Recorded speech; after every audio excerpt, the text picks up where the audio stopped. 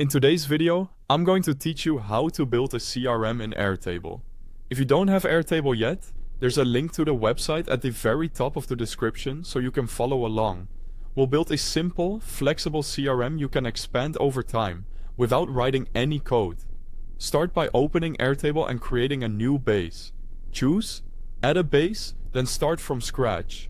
Give it a clear name like Customer CRM so it's easy to find later. Pick a color and an icon that stand out. This is a small touch that makes your workspace cleaner when you have multiple bases. A solid CRM revolves around 3 tables. First, customers, where you'll store your contacts and companies. Next, deals or opportunities, where you track potential sales or projects. Finally, interactions or notes, where you record calls, emails, and meetings. Creating these 3 lets you keep information organized but connected. In the Customers table, keep the default name field for the customer's name. Then add fields for email using a single line text type, phone number using the phone field type, and company as a single line text.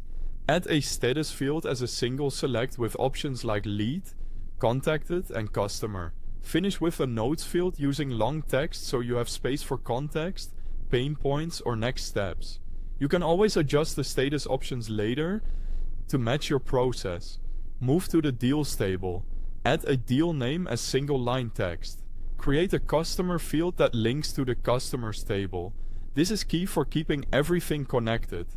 Add deal value using the currency type. Stage as a single select with options like new, in progress, closed won, and closed lost, and close date as a date field.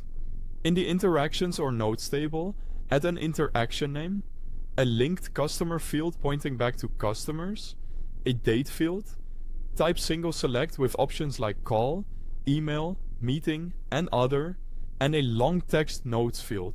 Linking the customer field here and in deals lets you see every deal and every interaction directly from a customer's record, making follow-ups simple and complete. Now set up useful views. In customers, keep a grid view for all details and add a Kanban view grouped by status for a quick pipeline snapshot. In deals, use a grid view and a Kanban view grouped by stage to visualize progress. In interactions, add a calendar view so meetings and follow-ups don't slip through the cracks. Start using your CRM by adding customers, logging deals and interactions, and using views to track progress. Analyze activity with grouping, filters, and charts to spot trends and prioritize work. Grab the link in the description to get into Airtable, and thanks for watching.